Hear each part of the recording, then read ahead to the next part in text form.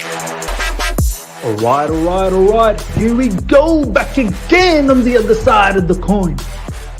All right, welcome back to the other side of the coin, ladies and gentlemen. We're back again with another members call-in show. This particular show is buzzing, and the reception, the comments that I'm getting from it is incredible. Some amazing comments from the last couple of shows. People are saying it's a breath of fresh air. How all of these different opinions are coming through now, and more fans are being heard. And this particular community and this membership is growing every single time. So it's fantastic to see that there's so many fans are so excited to keep giving opinions. We've got a new member here, Tiger. Firstly, how you doing, my man? Hi Miz, hi everyone. The channel, it's been amazing. Love from India for every member of the channel, and to Miz especially, and to the panel member. It's been good. Personally, it's been good. Being a Chelsea fan, I guess it's not a good time to be a Chelsea fan if I have to sum up it in a sentence. Look, you know what? It probably hasn't been a great time to be a Chelsea fan for a couple of seasons now. Do you know what I mean? So it's been very difficult. We've got Shervin, one of my prominent members. He's back. How you doing, Shervin? Very well. Good to see the channel growing, the membership growing. Thank you. It's good times. Good stuff. To all the people that, if you want to participate in the members call-in, all you got to do is just become a member and let me know where to send you a link. You can tag me on Twitter. I can put the link over there for you. You can you can send me a message on Instagram.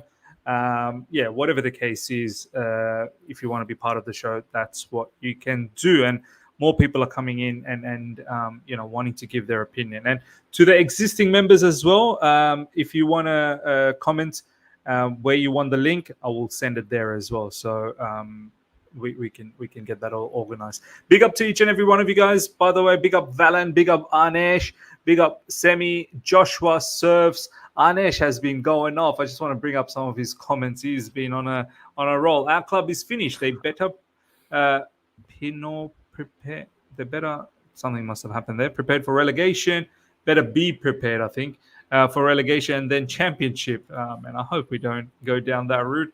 Jackson, Broya, Mudrik, Madueke, Matson, Kuku, Chalaba. This player should be sold in the Jan for FFP and also buy some experienced wingers and striker must and a good left back and goalkeeper of Black or Cobo. Yeah, look, all of those players, probably not Jackson, but yeah, most of those players are probably going to be up for grabs in January. And also stop this nonsense that Gallagher is the main man in Chelsea midfield. When I listen this kind of lame as convo, my blood starts boiling. He is in Chelsea level. None of the players I mentioned. We're going to talk about the midfield because I'm a little bit bewildered as to what's going on here. Valan is saying, let's get it. Team Walter and Team Howe. Wow. Okay, lads. The first topic that I want to talk about today is, we'll come back to the whole POCH is powerless. I think that is a very, very big topic as well. But Chelsea need a new midfield. I didn't know that we needed a new midfield. I didn't pay too much attention in regards to, Paulinho's link. I still don't believe any of that is true, but you just never know. They've been talking about height recently, and apparently the height is needed in midfield as well. We've spent so much already in gathering Enzo, Caicedo, and Lavia in excess of well over 250 million. And after spending all that money, we're still in a situation of needing a new midfield. Apparently, those players are not good enough. Like, Sherman, I'll start with you, man. How do you feel about when you hear such conversations that we potentially need a new midfield? Yeah, I don't understand where it's coming from. In addition to those players, we've also got Uguchuku. We've also got Palmer, who could play as a center attacking mid. So I'm not sure what they're talking about. I hope it's just deflection tactics. It's just that, oh yeah, look over here, look over there. Don't worry about all these losses or whatever. That's probably what's going on. But I would not be surprised with these owners. They might just go out and say, let's buy 3 more new 16-year-old midfielders. I mean, can't exactly be surprised if that happens. Wow, man. Yeah, I do agree with that deflection tactic. There could be something there with the bad vibe that's going around. This is a great way to deflect everything and get people to think about something else for a moment. And this is how it's sort of feels like ever since the new ownership has taken over. It's always about, one deflection after another deflection.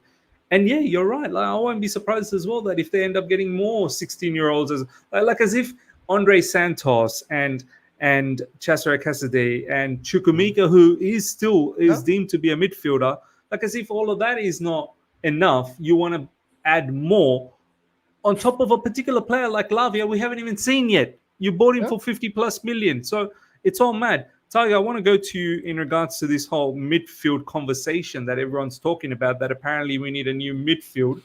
What's your thoughts about all this? So, Miss, first of all, funnily enough, I would be really happy if we got an experienced player finally in Palinia, if it's gonna happen, because our track record of transfers is, well, sign anyone who is 19, 20, 21, and then juggle around and hope that they will work out world class. But if you see the Everton game, right, it's also the problem with midfield is also about how we are positioning them. Now, Gallagher was playing defensive midfielder role, and you will be shocked. I was just scrolling through some stats. Gallagher had somewhat like 111 passes, and Enzo had just 70, 80 passes. Wow. It should be the other way around. It should be the opposite. Enzo should sit deep and pass it around and create those advantageous chances. Yeah. Then the attackers can score from it. But Gallagher is doing it, and Enzo is playing like a higher 10, doing nothing and going in half spaces. So I personally think it's also in the positioning, and Caicedo, as you have just said in the All You Can Eat Chelsea, I was watching the stream, big up there too. One of the best streams of the community. Caicedo is under pressure. He's not a bad lad. He's not world class right now, but he's under so much pressure. Like Drogba says, if he was in Liverpool, he would be balling. Yeah. But the problem is, I personally think it's not midfield that's a problem. But again, I was like, the problem with... You're alluding to the tactical side. Exactly. I think what you're trying to say is more Poch needs to be more responsible here. I think that's what you're trying to say, yeah? Exactly. Also, I was just hearing John Obi Mikel's podcast on Spotify the other day, and he was saying if when I was a player, someone like Gallagher would never have featured in the squad. So absolutely, a lot of Chelsea fans have seen that Chelsea which had the habit of winning everything out there. And now they're seeing a Chelsea which is struggling like a championship team. And now they're reacting to that Chelsea. So it's the expectations which are forming the opinions, which may not be directly correct or beneficial for the new players that we have brought in. And that's where the owners are at fault. When you bring someone like a Lavia or Uguchuku and expect them to be at Chelsea level right then and right there. Yeah. The fans won't...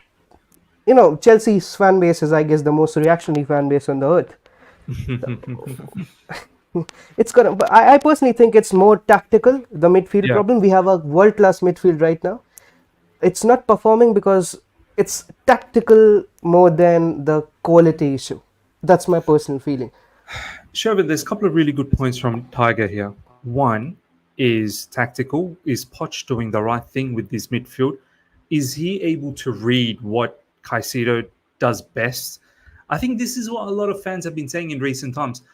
Why isn't our manager getting the best out of these players? Like focusing on their strengths. What is the best for them? What is the best for Enzo? What is the best for Caicedo? What's the best for Gallagher or whoever else? If it doesn't suit those combinations, then you've got Ugochukwu as well. Let's not forget. And the other one,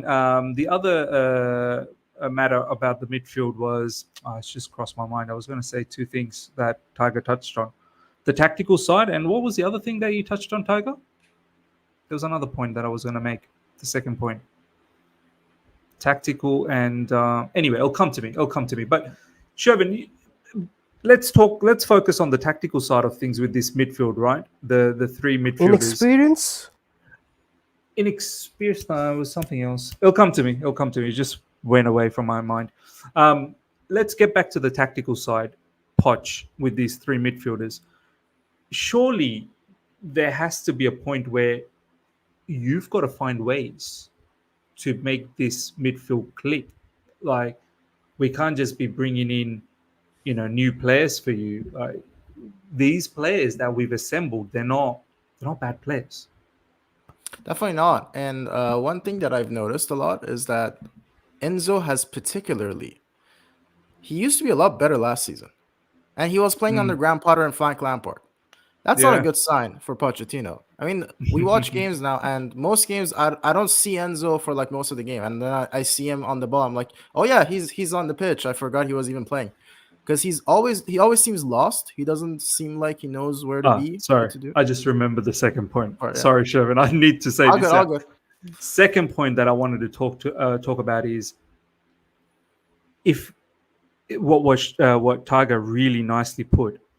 People getting excited about Gallagher's performance or whatever. Like, I've even said recently, he's developed. But when you're performing as a whole unit, as a team, like no disrespect to Burnley, but a Burnley level type of performances, like you're performing like them, obviously Gallagher's gonna shine out. Like that team. Yeah. Back in the days, we used to have John Obi Mikel, Frank Lampard, SCN, Michael Ballack, and the list goes on. That is a superstar, unbelievable level of quality of midfielders. We have the level of quality of midfielders, but we're performing as a very poor unit. And off that poor unit, Gallagher's showing the best. You know what I'm trying to say? Like, that's the level. Like, once again, no disrespect to Gallagher. This is why Gallagher was really good at Crystal Palace, because that is the level there. We need far superior levels at Chelsea Football Club. But yeah, continue, Shervin. Yeah, for sure. And what I wanted to mention with my point about Enzo is that it's kind of a sign that our entire midfield doesn't know what they're doing, really. There's no combination play. They don't seem to be able to find each other that easily.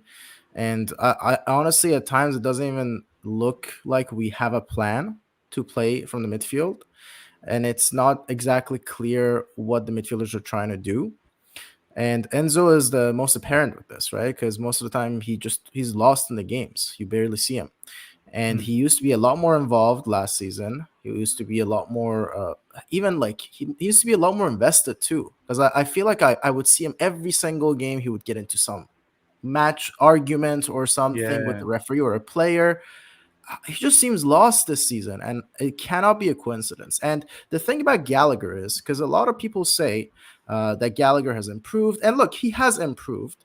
But one thing I want to point out is that what he does well is that individual part of the game where he runs towards someone really fast, gets the ball from them, and then maybe lays it off, right? But as a combination, those three together, they're not clicking, right? So now maybe this is not Gallagher's fault. I'm not saying necessarily it is. But what I'm just trying to say is that Gallagher also has a part to play in that, right? So when people praise Gallagher on a regular basis, that's one thing. And this could be on Poch, 100%. Maybe he's just whatever he's doing with the tactics is not working, or maybe he's just not getting the message across in a way where the midfield can click. But that's another thing that Gallagher doesn't do well, that is not often talked about, is that as a three together, they're just not clicking. Yeah. And then, look, I guess now the question is, and I want to go back to Tiger on this one. If they're not clicking, and we've kind of alluded on the fact that tactically they're not being utilized properly either as a combination, but the history of this manager is he doesn't really play with these type of midfielders. He plays with a lot more robust, physical type of midfielders. The history suggests from his Southampton days, from his Spurs days, not so much PSG, but going back to the Spurs, like your Musa Dembele or Victor Wanyama and all of those kind of players. I'm pretty sure Musa Dembele definitely was during his time frame. Maybe it wasn't. Someone says Musa Dembele. These are different types of midfielders. It almost makes me think, your who's that Everton brother, Onana or Doucouré, or this type of midfielders. I feel like is far more suited for him. Tiger, do you think he should be given that type? Like, what is the solution then for the midfielders that we have right now? I mean, is he not completely satisfied with Enzo Caicedo? Like, is something missing there for him? Do we need to give him a different type of a midfielder for him to flourish as a manager? What's your thoughts? Yeah, so I'll touch on that point, Miss, but I guess the other panel member just mentioned one point that I would like to highlight. There was a mention of the great Sir Graham Potter, the great legendary manager that almost got us relegated. Well, I was a Yeah. Potter stan once, so I'm coming from that position. Every one of us was. Yeah. Anyways, but I want to say a statement that may get a lot of hate to me, but Potter used Enzo quite well, Yeah. and Enzo was performing a lot better under Potter. I'm sorry if someone disagrees, but Enzo was looking like the class world champion Enzo that we brought under Potter. Under Pochettino's tactics, somewhere Enzo has been lost. Now I have to see the shirt number. Sometimes I'm on the stream. Sometimes Miz is streaming, and Miz is one time it happened that Miz was like, "Is Enzo playing?" Yeah. Sometimes he's lost. Yeah. Sometimes we don't see the likes of Mudrik, the likes of Enzo. So returning back to the question, should we give him what he wants? I personally think if he really wants someone like Palhinha right now, wouldn't it be a big grand hypocrisy to now go again for Palhinha? Because if you remember, in July 2023, we rejected Palhinha, stating that he's too old for the job.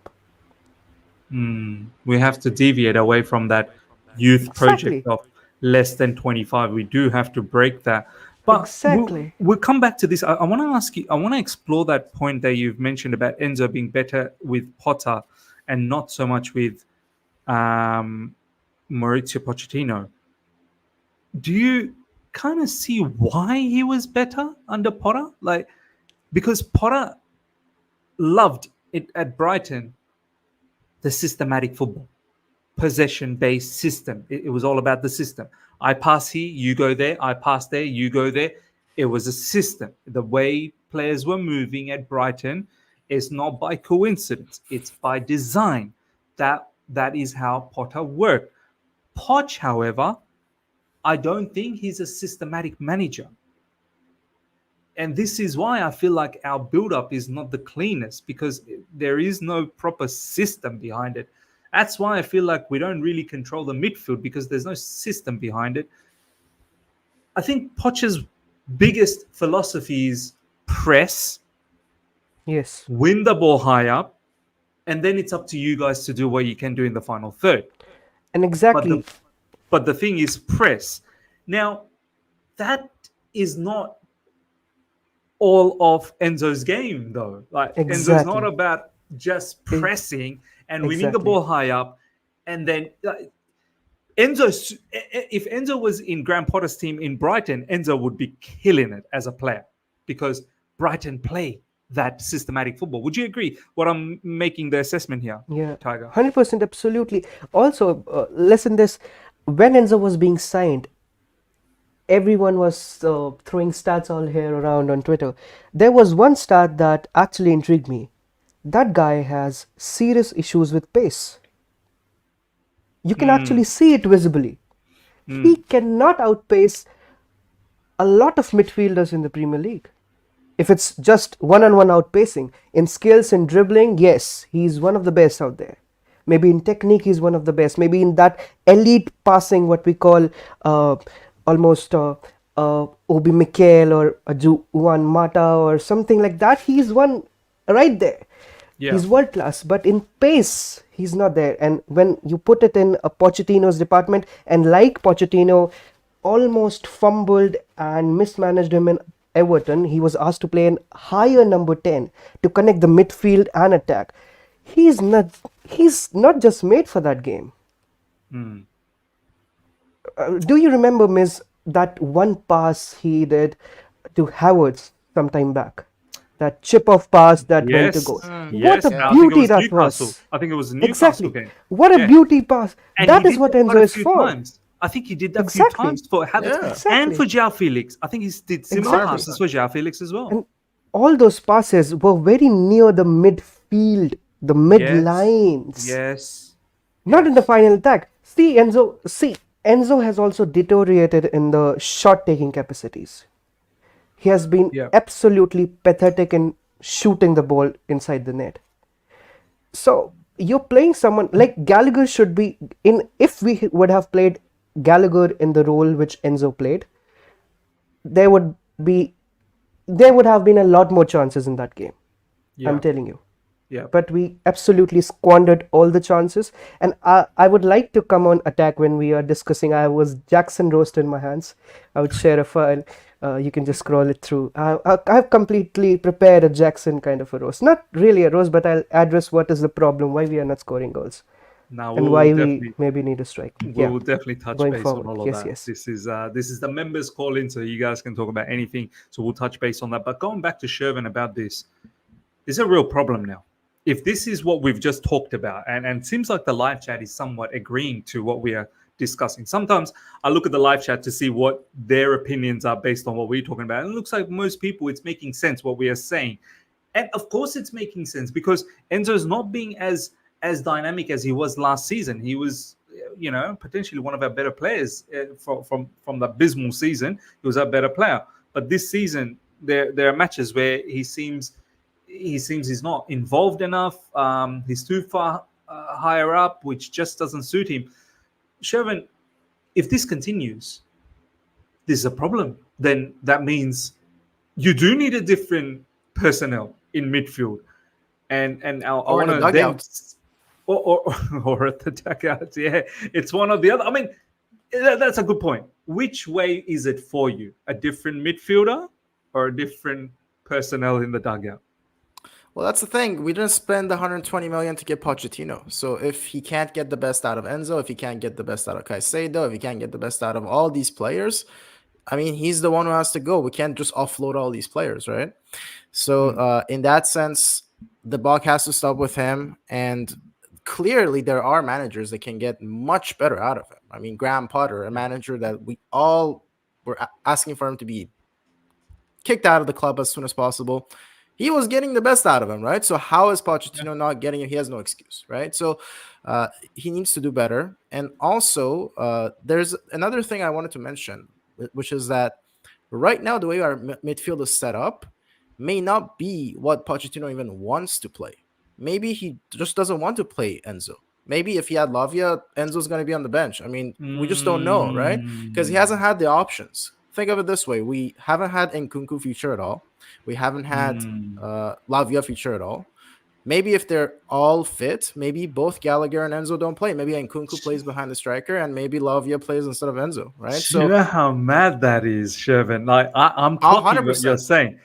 Maybe it's Enzo that he doesn't want. Maybe it is Gallagher that he wants to keep and he's waiting for Romeo Lavia and he'll have Caicedo. Maybe it's Enzo, the weak link. You're telling me, which is crazy because they're both Argentinian too. Exactly. You'd think they would get along. So yeah. It's mad. He didn't really get along well with Messi as well. Do you know? At PSG, I don't think he was. Yeah, I've heard so. Yeah, I'm not entirely sure what was going on there, but yeah, it's weird. I wonder how the owners would feel about this if that's the case. After them coming to a punch up, apparently, with Rui Costa and whoever else was involved in Benfica to get the signature of Enzo Fernandez. This is a really good segue onto the next topic. And I'll once again go to Tiger first and I'll go to Shervin.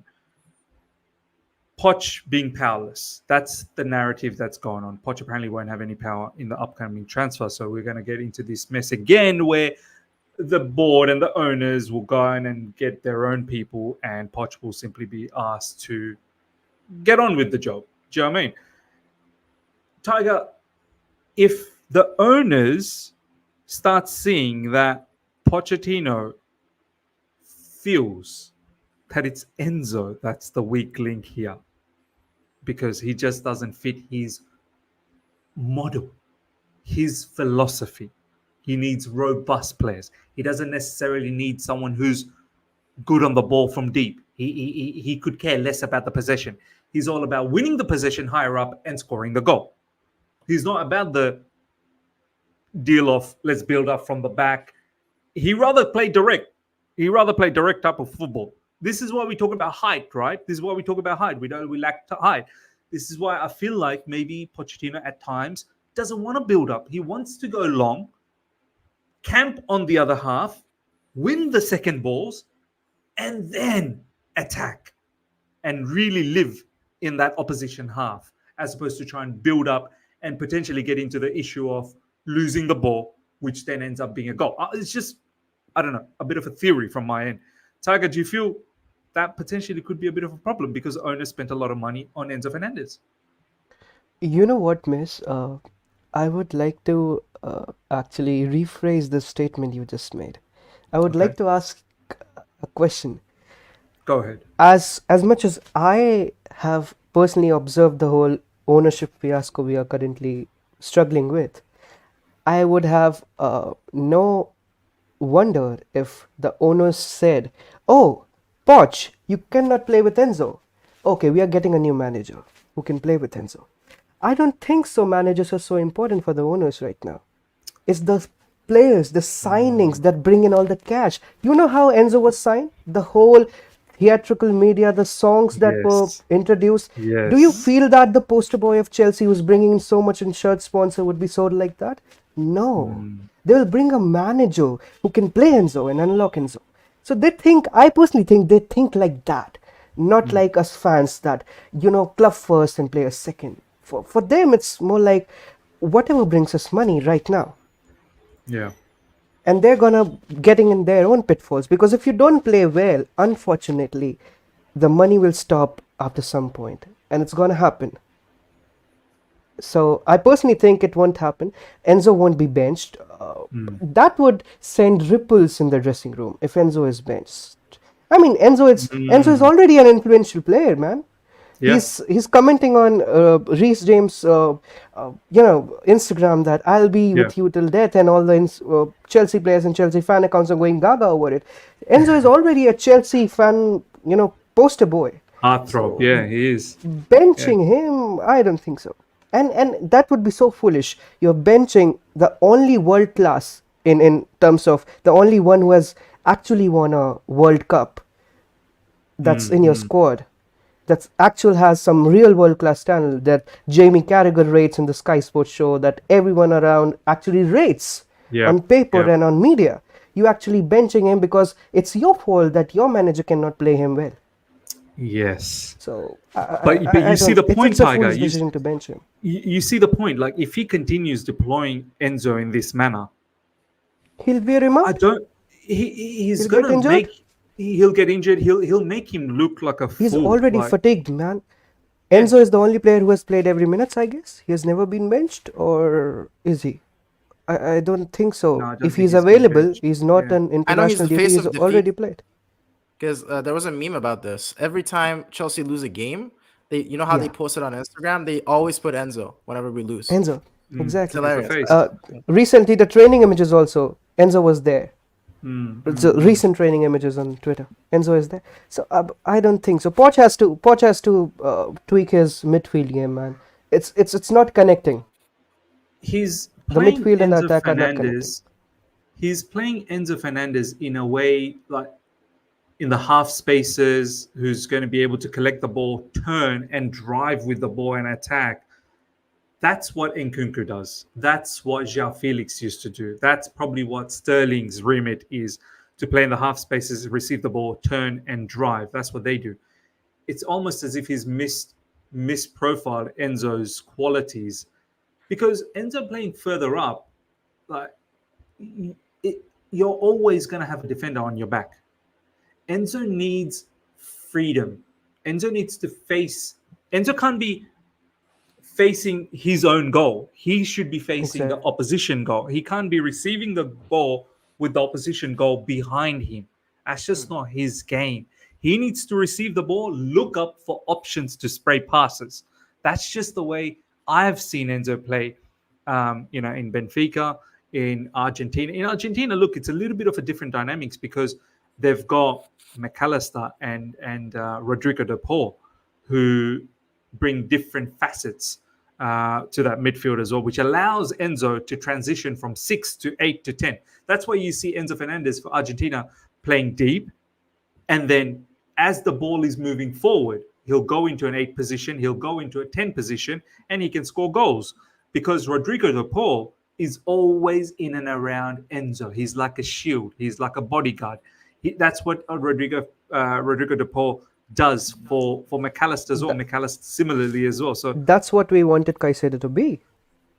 correct, that Rodrigo de Paul type of a player. So, and once again, he's misprofiled Caicedo as well because Caicedo is 100%. not looking the same way. Caicedo at Brighton was looking so powerful. And when we signed Caicedo, we're like, nah, it's 115 million worth it because if we get that type of a player that Brighton had at Chelsea Football Club, no problems. But once again, I reiterate the point. Brighton are a systematic team. Caicedo played well because he understood a system. Caicedo now is playing in a team that lacks system. This is why we are seeing so many disciplinary issues as well. There is no system, so players are gun-ho. They're trying to win the ball back as quickly as possible and then coming up with reckless tackles. You guys have all seen, and I'll go to Shervin with this, there have been matches in recent times where Caicedo, you think, brother, how'd you get away not getting a yellow card for that? That seems very, very erratic from him. The Brighton match, miss. Oh my God. The Brighton match, yes. Crazy. He was asking for it.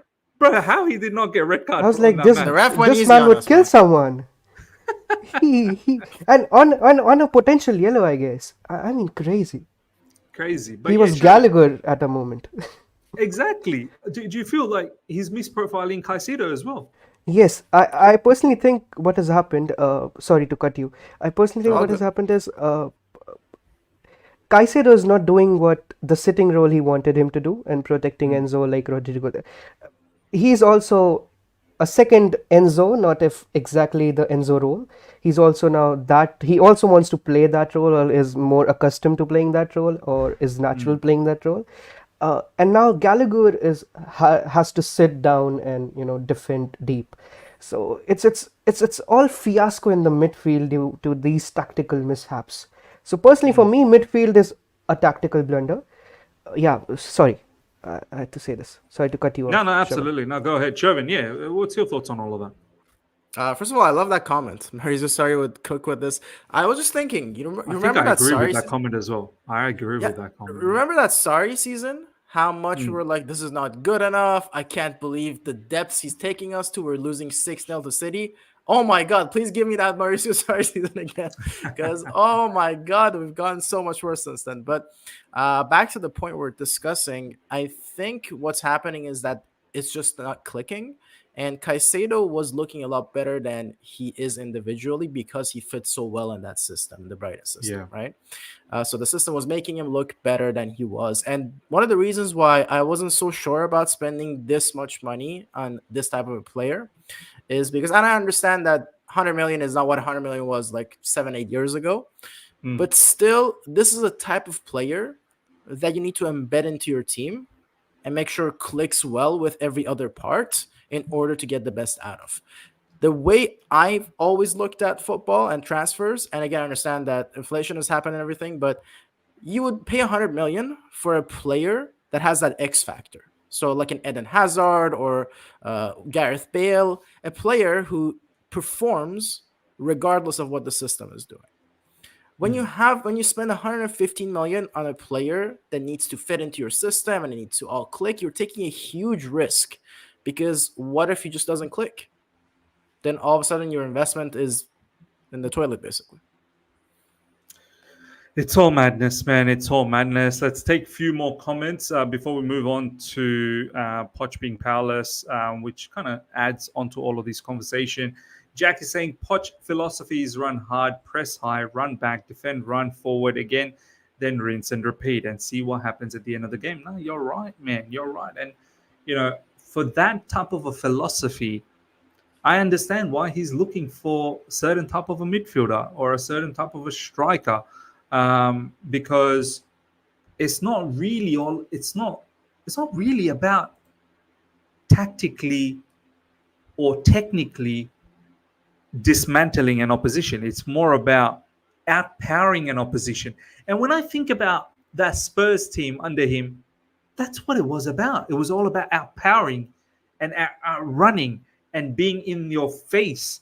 It wasn't about the lovely football and the great build up.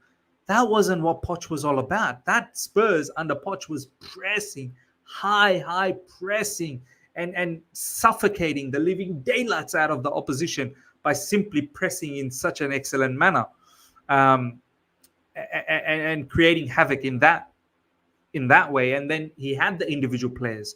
He had the Harry Kanes, he had the Sons, and so on and so forth to help him out in attack. So this team would need an incredible facelift if that's what he needs. And this is what we want to talk about next up, ladies and gentlemen. Poch being powerless. If you want to join in the members call in, ladies and gentlemen, you can by becoming a member of the channel, and I can send you the link if you want to participate in this conversation and give your opinions and be part of the channel and voice your opinion to the community.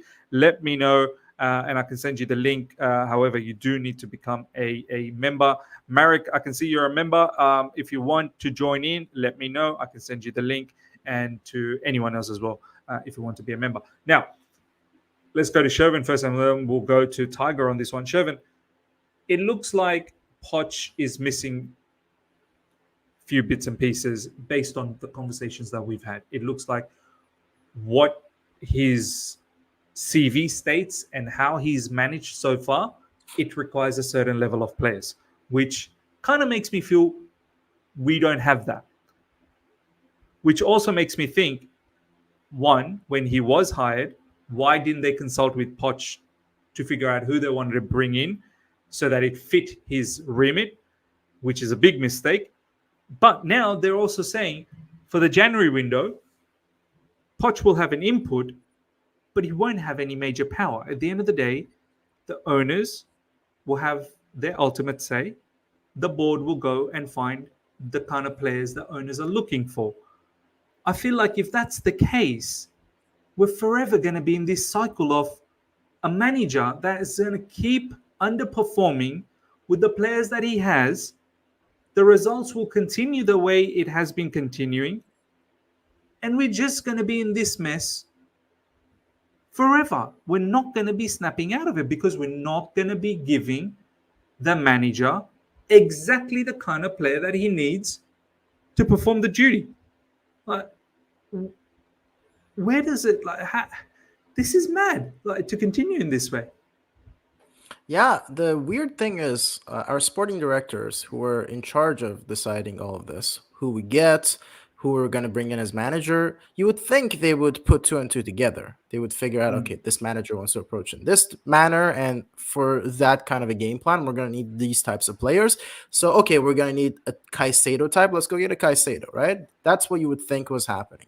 But I guess that's not what was happening, because now all of a sudden, apparently Poch needs new players, height, whatever we want to discuss.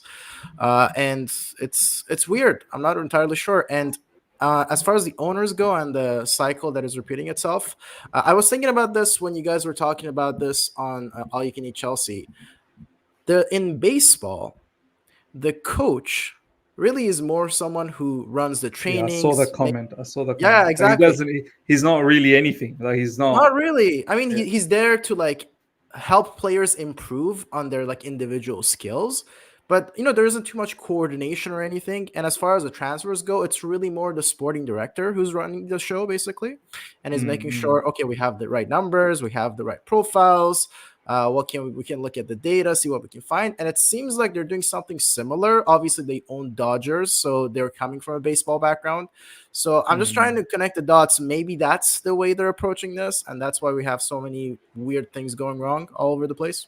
Have they misread the managers in a footballing sense, like how important a manager is? Like, have they misread that a big quality, a very, very, well thought out, intelligent manager can sometimes win from a nothing team as well? Like, have they misunderstood the game itself from that perspective, that a manager is so important in football?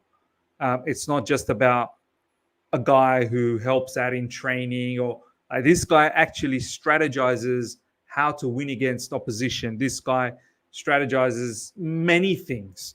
Have they kind of underestimated this position? It appears that way. It appears that that's what's happening. I mean, there is a lot of evidence to point to. They were going into the dressing room, disrupting all those flows. And of course, they kicked out Thomas Tuchel right away because, he wasn't like a collaborative type. He wanted to do his thing. That's not what we're looking to do. So when you look at all these things, maybe each of them individually wouldn't point to it, but all together, it seems to indicate that's what's happening here. Tiger, are you on the same understanding as well that perhaps these owners are underestimating what the manager actually brings to a team and how important it is, if you're going to back a manager, for them to have a say in the transfer market and allowing him to bring in the kind of profiles that he wants to bring in to fit his philosophy? Are you sort of in the same vein that this is not going to work out if the manager has no input and if they don't give any value to that role? Absolutely, Miss. Like Shivan said also, and you were also saying, I personally think that now what ownership we have got, right? It's not actually manager oriented. The whole system is not built around managers. The whole system, as Shivan pointed it out, is built around sporting directors. Like, this guy has a good XG. Bring him in.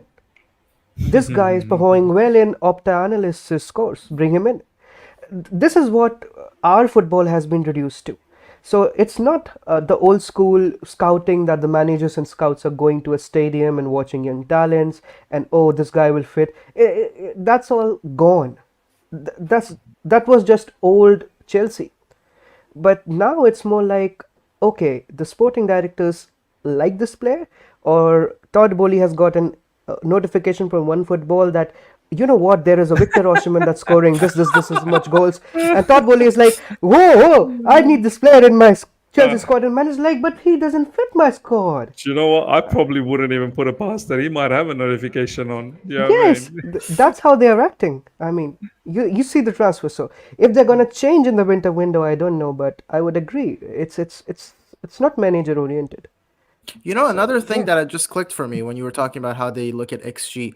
Again, in baseball in particular, and I'm using baseball because that's the background they're coming from.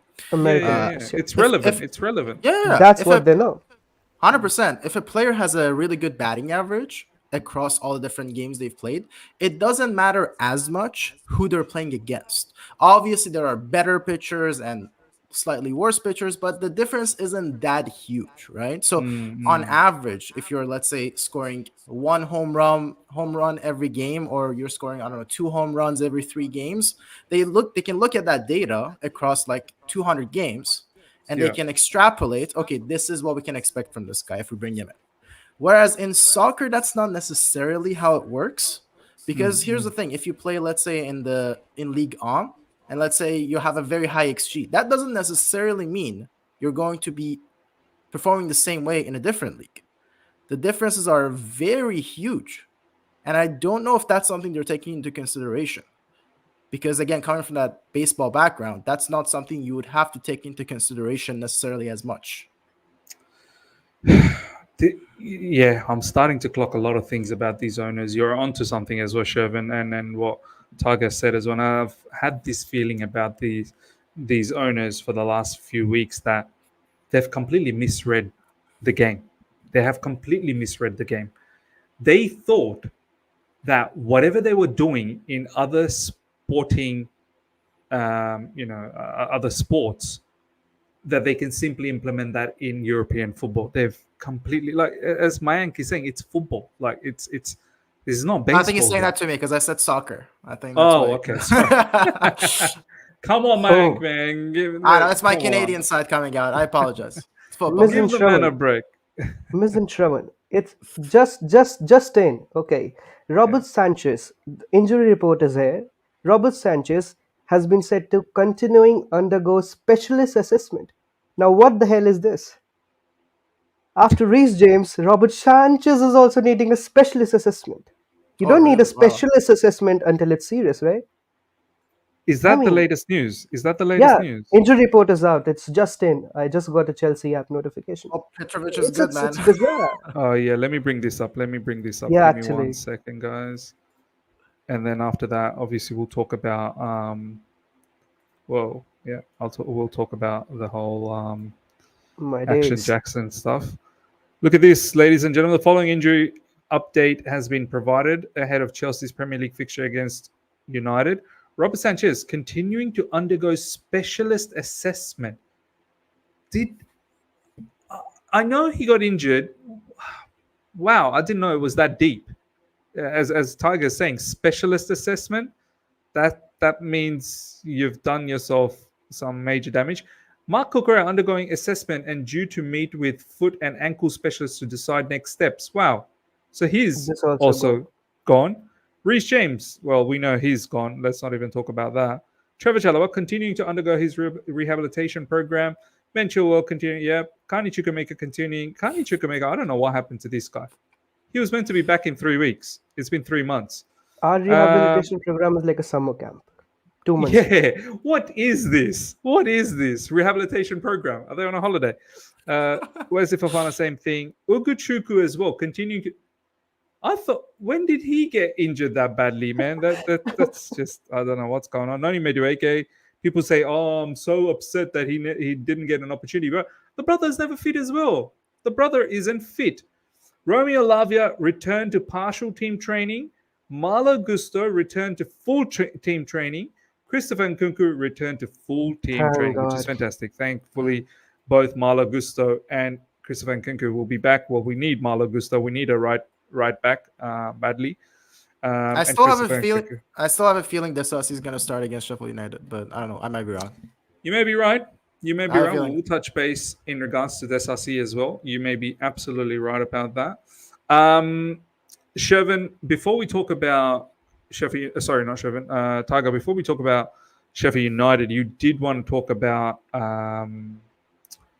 Action Jackson, Nicholas Jackson. Yeah, exactly. Where do you want to start? What do you want to talk about?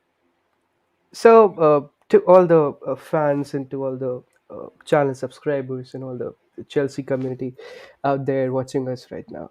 So, I would like to actually analyze, right, what's happening at Chelsea right now and the core problem of our attacking play. So, if Miz, you can just roll the things I've seen. Yeah, I can bring that Screen the up. screen. Yeah.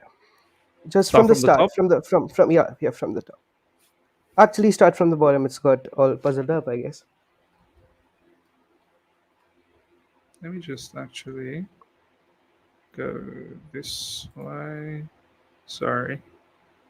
Give me 1 second, guys. No, not like that. How did I have? Yeah, there we go. Yep. Okay, so this one.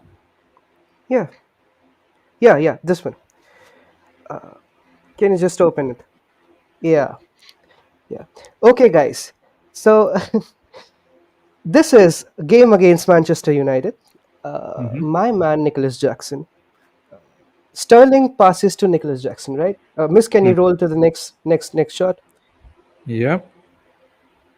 Sorry.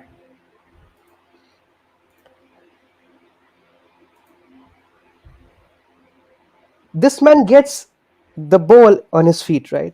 Now what Jackson does is he dribbles. He dribbles unnecessary sometimes. Should The be first hold-up time time hit. of this man is absolutely pathetic. This ball has to be a first-time hit, right, guys? Yeah. You cannot just get this pass and you just look who is in front of him. You just roll the next image, miss. Yeah. It's the worst goalkeeper, I guess, on planet Earth, and United fans will agree. It's Andre Onana. And look how an Onana is positioned. He can never in my days save that shot. Never in days. You just But chip it over.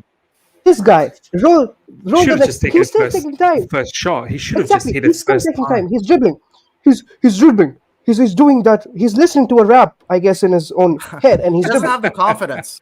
He doesn't have the confidence to Exactly. take it first time. You know what Roll this to tells the me, lads? You know what this tells me? Unfortunately, he's not really a striker, is he? Because if you're a striker, exactly. if you're a ruthless striker, like what would Harry Kane do in this sense? First, I guarantee you, Harry Kane hits it first time. Harry Kane gets the pass from Sterling. He's already picked before the ball even comes to Harry Kane. Harry Kane is already in his mind knows where he's dispatched it, and he's in his mind he's already celebrating Yep. before the ball Exactly. is even arrived. What has happened here is the ball arrives and Nicholas Jackson hasn't actually even anticipated where to hit it. That's why the hesitation. That's why the extra touch. That's why even more hesitation when Andre Onana is in this position. Whereas Harry Kane first time, boom, top right hand or top left hand. So yeah, carry on, Tiger. Yeah, just roll. Very funny thing will happen. Not only did he not shoot it in the first go, this man would absolutely fumble on the ball. See, he Yeah, can still shoot it. I was plucking my hairs no out conviction. when I saw No this in slow conviction. motion. He can still. He has almost got 4 shots at target in one chance, and he's still not shooting. Just roll the next image. I'm just. You're getting I fired think up. I'm You're causing a just warming up. You're just inconvenience to warming up. you. See what he does. He fails. He just fails off. And people talk about all the physicality we have got in Jackson. Okay, so Yeah. now a stat. Nicholas Jackson has lost possession as a result of an unsuccessful touch more times, that is 26, than any other player in Europe's top 5 leagues. Wow. Can I say something on Jackson, by the way?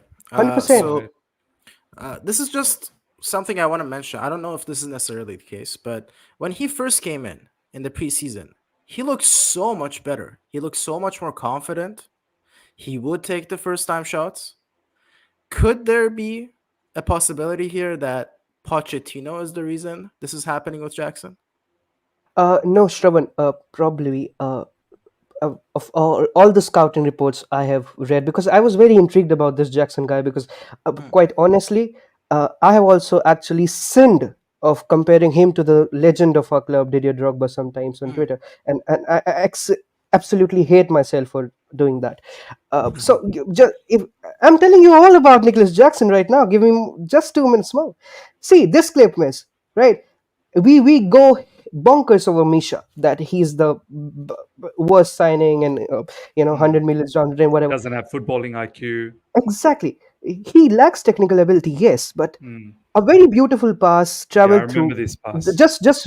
Just roll. I'm talking about Rick rolling. Oh my Yeah. days, what has Chelsea done to me? We are getting Rick rolled, by the way. He has passed it to Jackson, right? So much space. Not defenders also are, very sure that Jackson cannot hit it. They are not even pressing right now. All the time of the world. This Should guy, be what he'll wrapping do in this the up with next. his left foot and Exactly, finishing exactly. thunderous But what he'll strike do? with his left See, foot. as soon as he gets the ball, this man will dribble. The first thing he gets is dribble. See, he'll dribble. 1, 2, 3. Yeah, just not He like that. dribbles. Yeah. Dribbles. And what he's trying to do against the world-class Emi Martinez World Cup winner, goalkeeper, the best out there in town, he tries to go down left and tries to sneak a shot in. But it's Emi Martinez. He puts a leg and the ball is hitting the post and it's deflected. I mean, With these type of goalkeepers and any type of goalkeepers, and even defenders, like you know how many times we say first time cross, first time pass, first time shot. anything that you do first time catches the opposition out and catches them off guard. As soon as you take your touch, it allows them that bit of time to recollect themselves and get themselves organized. As a striker, so much of it has to happen first time. Like from here, Nicholas Jackson should back himself, and if he misses, he misses. But I rather see him hit it first time. Do you know what I mean? And he doesn't have that level of technical ability to pick up the ball from this area, Exactly. then pivot on his right and whip in a shot like this. Like he just doesn't have 100%. that. He just Also, doesn't have Shravan that. was pointing out, I'm sorry to cut you, miss. That's all right. The last photo, we were just on the last photo. If you can just roll it once back, there is no one in the box Yeah, apart from that's another issue. Jackson. That's another The issue. last player is so far that if he even wants to put a flick away, he cannot Yeah, score. that's another issue. In other top teams, there would be two players lining up on the line. Liverpool will have three. I kid you not. Liverpool, in this 100%. instance, has Salah in the box, has another one come through the middle, and they're having a field day. They're jizzing all over this picture, Liverpool. They are. And yeah, exactly. And the next few images are wild. I mean, you will laugh your days. I mean, Let's have a look at this. see, Sterling, personally, in my personal knowledge and how much scout reports I have been reading in past few days, Sterling is our best winger. First of all, we are dominating play on the right field. I don't know what it is. Is it Mark Cucurella is not sufficient? Bel Chilwell is injured. Mudryk, Poch doesn't rates Mudryk. All of our attack, if you see the game closely, is focused towards the right or towards the center. So Sterling is leading those cut-ins from the wide areas. What's happening over here is Sterling has made an absolute beautiful run in the box. Just roll the next image. Before we do that, Sterling, Valan, thank you yeah, so please. much for becoming a member. Let me know if you want to join in. I would love to, man. You've always supported the channel. Countless amount of super chats. I've lost count now, seriously. So would love to see you and provide your opinion on all of this. So let me know if you want me to send the link anywhere. Tag me on Twitter or DM me on Insta and I can send you the link. I think we will absolutely enjoy your presence. All right. Yep. So Sterling has been fumbled, but look what he has done over there. The goalkeeper has been disarmed. He cannot get up and save a shot. The primary defender has been disarmed, and there is one more secondary defender that has been disarmed. That's very tactically and clever from Sterling there, disarming three main defending pivots of, I guess, whatever Brentford this match He's was. pretty I much don't know. attracted three players. Like he's done his job. He's done his job. And the next to image, the Jackson is free. Any striker of the world. If you roll the next image, any striker of the world, my days, will hit it at canter. See how much time he has. He has got the ball. Mudryk is standing by side, and the next image, Mudryk is in awe of Jackson, in all the negative awe he can be of Jackson. Give me one So, second. I'm going to put up yeah, that image please. very, very soon. I'm just sending the link to Valan. We shall have Valan very, very Meanwhile, soon. yeah. And see what he has done. Yet he's struggling. Like there's no composure. There's He never slipped any off. composure. Yeah, he slips a lot. He does slip a lot, man. I've noticed. He's always slipping, man. Like I don't know. And the next image, Mudryk is like seeing him. What the hell are you doing, man? I can play better than that. And people call me 100 million flop, 007 James Bond and whatnot. Yeah, it's mad. Well, here's the thing, though. Isn't this Pochettino's job to show these exact images to Exactly. these players? See, It should be. It should be. Why is he a manager for? Why Like is he a manager? Jackson has been doing this for a while. Why has he not told him, "Hey, if you see a ball, just take it first time. If you miss it, it's okay. Don't worry about it. Just take it first time, please." Why is he not having that conversation with him? Or What? why aren't you training him for these sort of situations first time? 100%. Let's train first time hits. Let's train. I'm gonna deliver the ball to you. You hit it first time. I need first time connection. I'm gonna get someone to keep crossing the ball to you. First time. First time. First time. I don't know. Are they doing this? And also, if Pochettino wants to command respect from his players, every time Jackson goes and celebrates with the VRL players, every time he goes and does his shenanigans with people on the internet, that's the time when he has to tell him, okay, this is not good enough. He has to punish him. I remember that we were all talking about how he has to be dropped after whole Astrid Wet situation. Of course, he wasn't dropped. So when Pochettino fails to do these things, of course the players can't respect it. See here, Reece James almost fumbling that man. I mean, he's not fit right now. I can't really, I really get pissed on the whole scenario he is facing. He absolutely passes a beautiful ball to Jackson, and he cannot score. Yeah. I mean, and here's where I dig the problem deep. What is happening with Jackson? So Nicholas Jackson, before coming to Chelsea, Jackson had just scored 2 goals in 24 La Liga appearances for Villarreal in 8 starts, right? And then he was transferred, or almost agreeing a transfer to Bournemouth, which eventually got failed. Then what happened? Jackson came on against Real Sociedad and started scoring again. And then he scored 10 goals in 11 appearances. And then Chelsea scouts and Todd Bowley got a notification on their OneFootball app. And like, Jackson is scoring, Villarreal is on fire. I love Tiger And then with they his got, OneFootball oh app. my God, Jackson, the next Didier Drogba, get him in. And that got Nicholas Jackson. It's the Athletic report. I'm not making this up. I read the Athletic report. It's the Athletic report that's saying that he was piss poor. Then he got away in the 10 league games for Villarreal. He scored 11 goals, and then he got selected for Chelsea. But here's the Look, thing. look what he will do over here. I know, Misha I passed know, it so These are beautifully, indefensible. and he'll I just. But let I me have defend him lots for a of words. minute, because the poor man, you ripped into him. He's a getting, little bit. he's getting smashed. He's getting smashed. Yeah, 100%. I But have let his me defense too, but yeah, please go on. Yeah, 100%. So the way I look at Jackson is the same way I would look at Broya, right? He's a young player. He needs developing. And Pochettino has to take the responsibility of developing this player.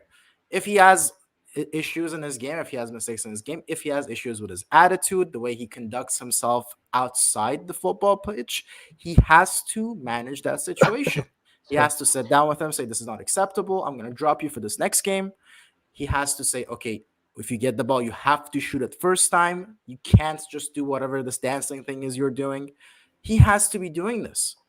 And the thing with Exactly. Jackson is, if we look at him as a young player, same way we look at a Broya, for example, it's not like he's been all that awful. I know a lot of people would like to rip into him, and the reason why we can throw a lot of criticism at him, and justifiably so, is because we're looking at him as our first choice striker.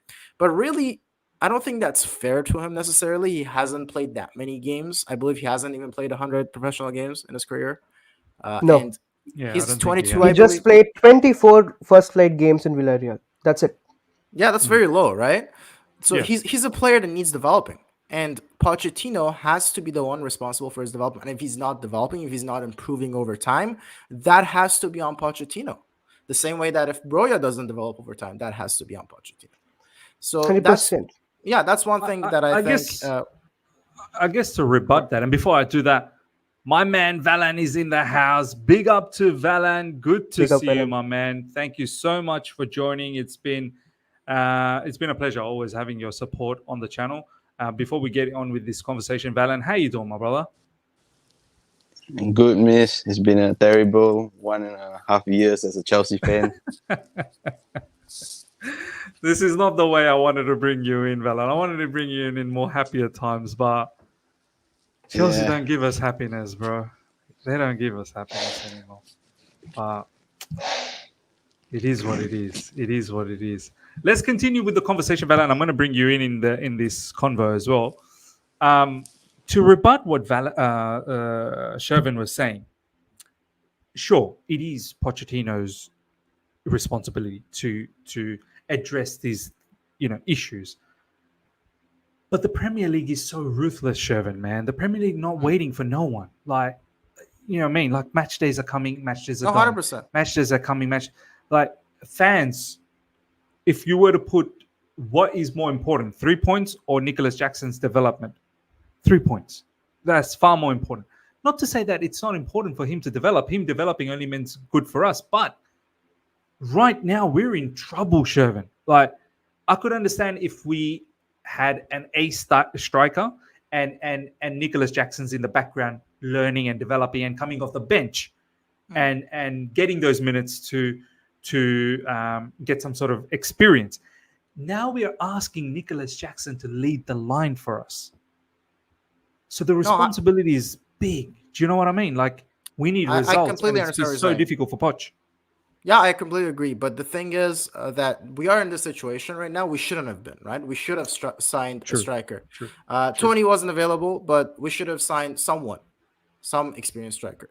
And when we didn't, we put him in a really tough situation where if he doesn't perform immediately, all the eyes are going to be on him. And I honestly think he gets a little bit unfair treatment in the media.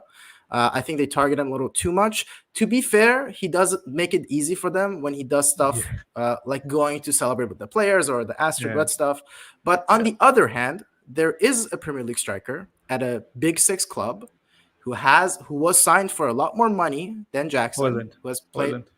Hoyland, yeah, he has scored zero goals. Yeah, he doesn't get enough attention. He doesn't get enough attention. Nothing, not a single peep on it, and anywhere in the media. And again, I know he doesn't do all the shenanigans, so that definitely doesn't help Jackson's case. But at the same time, and again, I'm not happy with the way Jackson's performed at all. Don't get me wrong. But I believe that now we're in this situation where we don't have an experienced striker. We are with a young striker who needs to develop. All right, let's make the best out of a bad situation. Let's develop him. But Pochettino is just not doing that enough, at least for my liking. I think he should have been dropped after the whole shenanigans happened. I think that there should be a lot more attention paid to him, the way he's taking the shots or the way he's dancing around in the box. That's the stuff that the manager has to address. No, you're right, man. And this is why I've been saying in recent times, maybe it's just going to be good if Jackson just had a few weeks off, and let's see what Broja can bring for us. Maybe asking a lot from Broja as well. Valen, let me bring you to this conversation. What's your thoughts in regards to Nicholas Jackson and Broja? Like, what's your understanding of all of this? To be honest, miss, I think Jackson should be benched. I think we should go with a first 9 of Cole Palmer up front, with Sterling and Mudryk on the flanks. Interesting. So you like Palmer as a false 9, dropping into midfield areas, I feel allowing for the wingers to come into play. I feel that Palmer has the IQ and the footballing understanding compared to Jackson, who is just, let's go and fight now, let's go and get this. And then if we can't do anything, let's fight after the game so that I won't get trashed on social media. That was crazy, by the way. Yeah, what he did after the game was mad. Yeah. I think sorry. I think please continue, Valen. Yeah. I think like the idea of playing for Chelsea actually clocked it for Jackson when he returned after the preseason tour. That's when he started realizing, oh, I'm playing the Premier League, I'm playing for Chelsea. In preseason, he was just happy-go-lucky, showing off. he was just there, you know. He was just there. He's the Senegalese Ross Barkley. Turns up during preseason. Tiger, you were going to say something, man. Yeah. So now I have roasted this guy too much, and now I'll pamper him too. You've made chicken biryani out of him, bro. I'll pamper. Yes, I'll pamper him too. So now I'm talking about what's bad. Is he a bad striker? Not at all. Is he a elite Didier Drogba? Not at all. Is he a good peer level striker? Not yet. And that's the distinction that these owners don't get.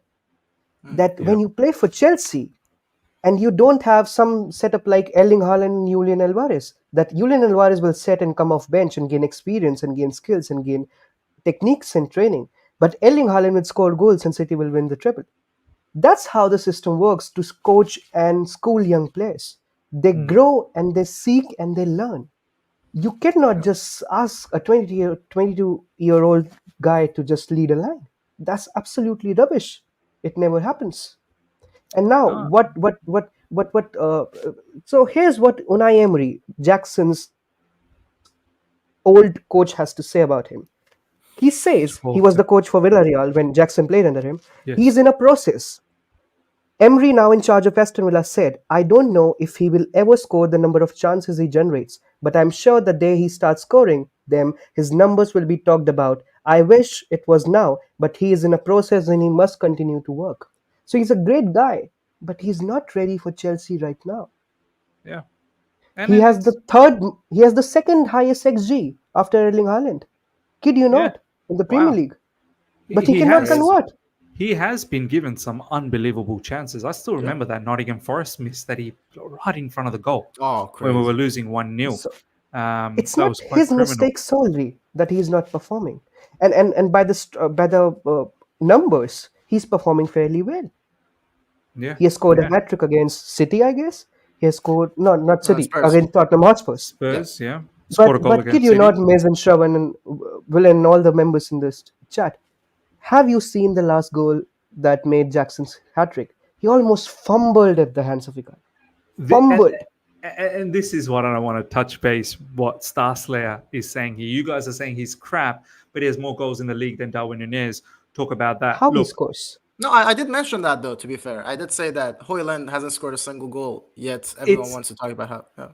it's how he has scored, as Tiger has just mentioned as well. Look, this is my final assessment in regards to Nicholas Jackson.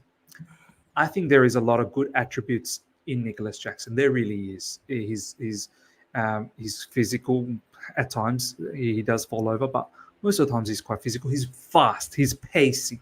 We need to utilize his pace a lot more. He can link up to a certain degree to a good level, but his final third decision making, sometimes when he does pick up the ball, he drives, he dribbles past quite a few players, and then he's not looking up for that key pass. There's so many times that he can find himself in a good position, and if he just lays off a good pass, he probably gets himself an assist. His finishing obviously needs a lot of work, and he's not someone who's good aerially either. So there's a lot of work that he still needs to do. The difference, look, I don't totally rate Darwin Nunez, but the thing I like about Darwin Nunez is he's playing in a team where there is a plethora of chances. Darwin Nunez isn't the main guy at Liverpool. That's the thing. And Liverpool creates a lot of chances. It don't matter if Darwin Nunez misses one or two here and there. They create so many. It just doesn't matter. Whereas for Chelsea, we don't have that plethora of chances. We miss, it's a big deal for us. So this is and the goals he's scored, the 3 goals he scored, the hat-trick against Spurs, they were all tap-ins. And it was against 9 men. The goal against City, it was a shot from Gallagher, which was parried to his path for him to tap it in. I'm talking about the genuine cross coming in. First time he boom, and he scores. Or, he dribbles past, he finds a path, a little bit of opening, and he slots a shot in.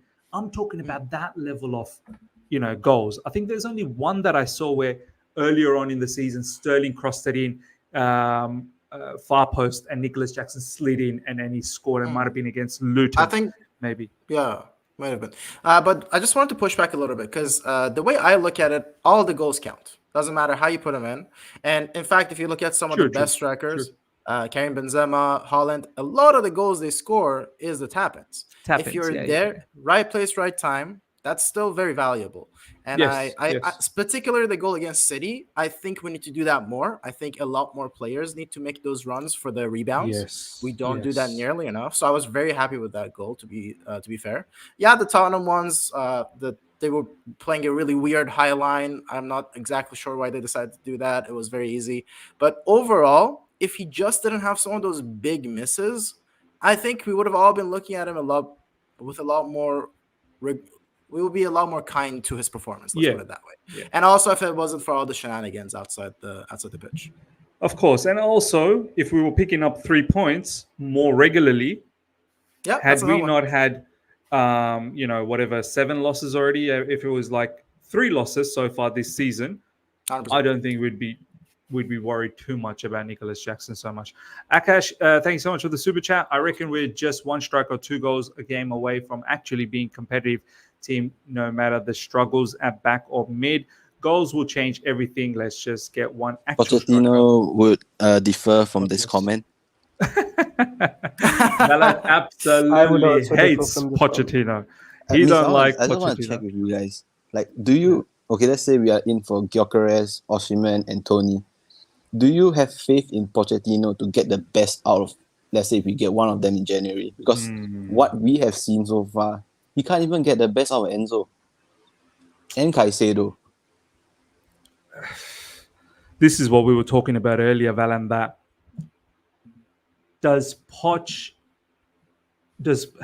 maybe Poch doesn't suit him, a player like Enzo. Like maybe he needs a Palinha. Maybe he needs a Andre Onana. Sorry, not Andre Onana. Amadou Onana. Maybe he needs a Doucouré. Like maybe he needs that type. Like, do you know what I mean? Like we have failed to really sit down with, like, our manager has failed to sit down with the owners and ask what the remit is, and also our owners have failed to understand what this manager brings. But Miss, do you remember the reports were coming out saying Pochettino did his research on the club, did his research on the directors? Yeah. So what Yeah. type of research did he do? Also, the reports Not about a good one, bro. Not a good one. All on Wikipedia, probably. On Wikipedia, which Also- I'm pretty sure Shervin edited as well. yeah. Also, the reports about how Pochettino will transform Mudryk and he sees Mudryk as the next top talent. I'm not seeing anything like that. And Miss, you need to remember this, all right? Pochettino has a very strong PR game in the England. Exactly. And let's not forget, there's Tom they Roddy, love who him. just joined us.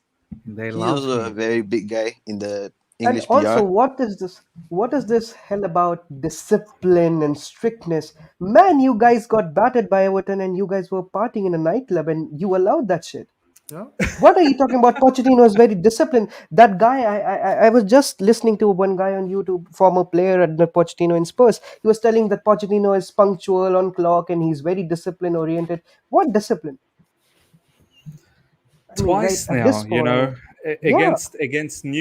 against Newcastle, the players were given 2 days off when the manager himself said no days off. We're going back into the drawing board because that was an abysmal performance, but the players had 2 days off.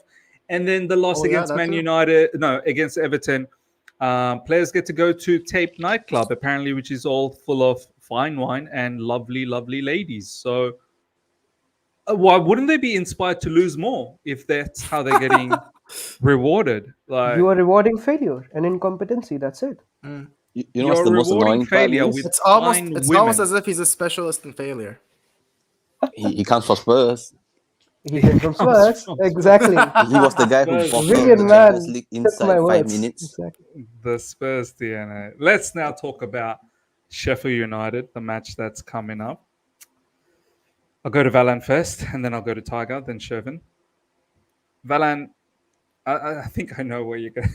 You're not, Do you you're want not very what my hopeful. heart want? Do you want Talk my to heart him, wants, or talk do you to him. want what my brain thinks? But it's all about the heart, bro. Don't worry about the brain anymore. It's all about the heart. Talk to me. Brain would be heart again. Heart would be 2-0 Chelsea. But brain going Chris Wilder's overlapping centre backs. I think 2-1. Gallagher get a goal to equalize, and then we'll blow it. Oh my God. I don't know how he survives. I'm already getting angry. Like, I'm already getting angry with this scoreline that Valena said 2-1. Like, the match hasn't even started. I'm already angry if that's happening. You can see it, miss. You can see, the game will start. Chelsea might score the first goal, but Sheffield will come back with the next goal. And then when the second half comes, we will concede the next goal, and that's it. We have seen this for it's the a past picture we have 1.5 seen. years. nothing's gonna change. I have given up on the guys to come and surprise me with anything. Apparently, the last game before, I don't know, I saw this tweet, and correct me if I'm wrong, live chat. The last game before Tuchel got sacked or something, or It's that the was- referee. Oh, it's that referee. It's the same It's referee. the same referee Okay, for okay, Tuchel okay. and Potter. And Graham Potter. So is the fate written? But I don't for- think they will sack Poch yet. They Not will yet. probably be after Newcastle, if anything. Exactly. But how do you continue on if there's another Miss, loss? can you or- remember last season? Oh, we want to give Graham Potter time for the Champions League. Once he True. gets out, then we will True. sack him. Now we have True. no Champions League, and now we are We- defending on the Carabao Cup. We are Chelsea Football Club, Oh man. my god! Oh my god! But they did end up sacking him before we got out of the Champions League. So you never know. If the fan pressure is Yeah. there. Where the levels have gone, I think that's what Valant's saying. Like we were sacking managers based on performances in Champions The things League. that we do to Now- get Mauricio Sarri back. Now Yeah, I know, we right? are Crazy. basing it on Carabao Cup. Like if you're knocked out from Carabao Cup, you're getting sacked. That's our levels. Crazy. Tiger, Yes, how you Miz. feeling about the Sheffield United match, bro? Again, low block playing team. Chelsea being Chelsea. Chris Wilder's no joke, you know. Attack, can't break. Those overlapping He's centre brilliant backs. playing those lag balls. Exactly. Yeah, And let me just mention from the word centre back, we have got Excel Desasi and Badiashile. What these guys were doing against Everton, absolute shambles. They're running into each other. So Badiashile has the ball and Excel Desasi is running towards the ball. Okay, guys, I just want to check with you guys. When we concede the goal against Sheffield United, do you think it will be through a set piece? 100%. most likely. Most likely, 100%. we have seen the script so many times. We know what's going to happen. It's going to be a set piece and bang, a header. That's Man's Goal already will pictured the also match. concede an open goal. Man's already pictured the match. He's drawn it all out. You never know. Cucurella is running with his hairs and Colville misses. He's injured. He's injured, by the way. interception. The injury list. Oh, yeah. How Who's many, gonna how get many the VAR red cards card? are going to be coming? Because we seem to really like getting red cards these games. This will be a physical game, you know. They will make it physical because that's what It Sheffield wouldn't does. surprise me if Nkunku does a Joao Felix, Oh my days. Oh my god. just to add more misery to us. This is I- I don't know if you guys seen the recent comments from Chris Wilder. Have you guys seen it? They were No, out what is it? yesterday, I think. Chris Wilder. I think he was saying that if my team is already thinking we're not going to win, we're not going to get something out of it, might as well not go. Here we go. I think this is it. Chris Wilder sends warning to Chelsea ahead of clash on Saturday. It's not good getting on the train tomorrow afternoon if we think we can't get anything from it. Like this For guy's whom are you preparing saying his this? team. Huh? For whom he is saying this? He's saying this for us? To his For their team. To players. his team. Yeah. To his team. I He's mean, saying it to his the team. that- shambles we He's are. saying to the You press. never wonder. Yeah, He can- he's saying that if his team thinks that they can't get anything out of Chelsea, yeah, don't yeah. worry about getting on the train. Anyone can win against Chelsea. Means this We are screams charity FC 1-0, anyways. man. Scary days, bro. It's No, scary no, days. miss. But I think look at Erik ten Hag in Man United, right? He lost the last game against Bayern Munich, and now everyone is hell bent over not hell bent exactly, but Mauricio Pochettino has this one cushion. So the game that Ten Hag had, that if he changes something against Bayern Munich, maybe all the fans are on his side. Same is against Sheffield United. If we win 3-0, 2-0, 4-0, 4-1, 3-1, 2-1, whatever, all fans would be all positive. Pochettino is an elite gaffer and this and that, and Nkunku's here, Would and we? Nkunku scores. Yes, Chelsea's fan base. Come on, Shravan. It's the most reactionary fan base ever. But If against it's Sheffield 3-0, United, if it's I don't know, that's man. how standards have been dropped. If it's I can't 3-0, lie. we'll forget everything. I think You'll be like, Tiger's right. oh my I think God, Tiger's right. this is Most- the team. We are that's back. crazy. I'll tell you straight up, Tiger. If Chelsea end up winning 3-0 or whatever, like 4-0, the amount of messages I'm gonna get on my Insta or my Twitter insulting me. Oh, that's true. What are you gonna say For about sure, for this sure. now? What are you gonna say? You've been talking negative about Poch, huh? Oh, What are you gonna say miss. about? I'm gonna It get won't decimated. just be people insulting you. There'll be rival fans thanking you that Pochettino is staying longer in the club.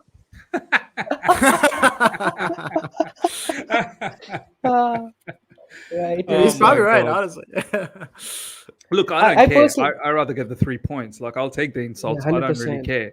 But I think Tiger's onto something. Like there will be a large portion of the fan base that'll just forget everything until the next slapping that comes around the corner.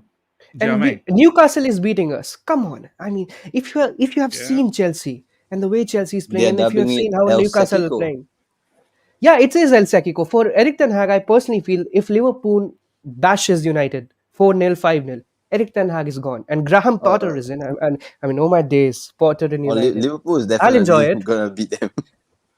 Yeah, but the margin they are gonna, if it's a humiliation out there at Anfield, they are going to. I mean, I don't think so. Eric Ten Hag is gonna be getting Oh any my support, God, miss! and Can you same imagine? applies. We Same lost to the applies for United Pochettino. squad that has players that want the manager to get Exactly. sacked. Exactly. By the way, the Exactly. press conference is on. I didn't know the press conference was on. Do you guys want to watch the press conference He together? doesn't talk nonsense again. Yeah, I know. Just- he just keeps talking I nonsense. pray that he just doesn't say that Nkunku. We'll see what Nkunku is upon. We'll He should see just how come out and Nkunku just talk in plays. Argentinian. I mean, my God. Say he don't understand English. Let's listen in. Let's listen in. Might as well while we're here. Is of course make more difficult. The body language, miss. See the body language. It's gone. It's gone. Last two in this section, Simon and then Scott. Hi, Richard. Can you just confirm that there was a Christmas get-together on Sunday after the game? And Can't even hear the question. apparently gave good permission. And They're asking about the Christmas get together, the nightclubs and all. Yes. After the yes, I give permission, and I think it's a good thing. But Do you think Poch's son joined them for the nightclub? man, this guy's not serious. What shameless person? Did he say, I think it's a good thing? He said, Yes. I give permission. He said, I give permission. I think it's a good thing. I mean, the reports were out there, right? What a I've joke. seen it now. I'm sorry. From different countries and different culture, I think this type of event can, put in a same, No, this place. this is not him The talking. amount of This is not him waffling. talking.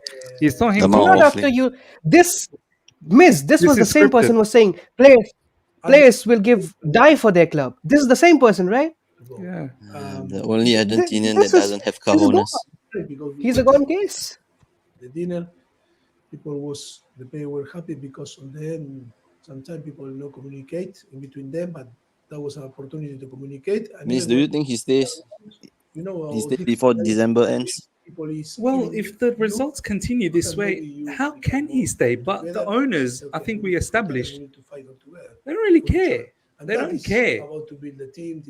Step into Wix Studio, the web creation platform built for agencies. Why is there an ad in between a live It's stream? not only about energy The efficiency. owners are trying to milk as much money as No possible. Champions League, I guess. More- the only more money they're revenue getting is stream. from ads. More revenue stream. Yeah, it's all for We're FFP, thinking ahead yeah. of the curve, Miss. Only get money from press We can't conferences, I guess. amortize.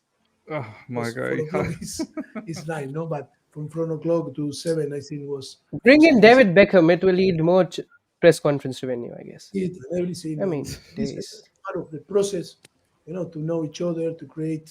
And I can't wait to see what Yunus has to talk about this. each other to, to Man's gonna blast Pochettino in his next video.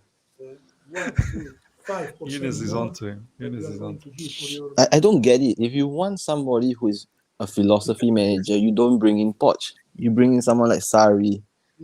But Yeah. and, I like your Sari shout, by the way. I think it's a good shout. right now the team But is big tailor-made to managers play. won't come to us, Philip. No, but Sari They're is not the playing for same Chelsea. Lazio. during the week. Sorry, is I think Yeah, but still, decent. Like I don't think Mauricio he's a Sarri is huge. class.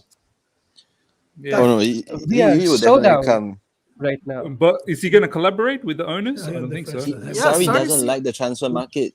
He will just let the owners do what they want to do. He'll just coach Yeah, the that's players. true. He's That's literally true. the best candidate available. And then we That's have actually Matisse true. going up. Oh no, we But have players Pochettino. We have Pochettino. Oh my god. push them to perform and score goal. And And this guy can just shut up, man. Honestly, I Poch don't is even understand what he's man, saying anymore. he's not the same person. I don't Just get me recognize 3 him. points. Poch, just get me 3 points. He's not the same person. Like everything he I'd rather says, see like Bruno it's just back, man. awful. What were you guys saying?